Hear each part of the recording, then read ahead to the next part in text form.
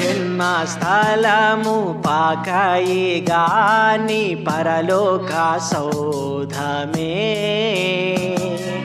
బాలుని చూడ జీవితమంత పవనమాయెనో ప్రభుపాద పూజ దీవెన కాగా ప్రసరించే పుణ్యము బ్రతుకే మందిరమాయే అర్పణలే సిరులాయే ఫలించే ప్రార్థనా అందాల తార అరుదించి నాకై అంబర వీధిలో అవతారమూర్తి యేసయ్య కీర్తి అవని చాటుచున్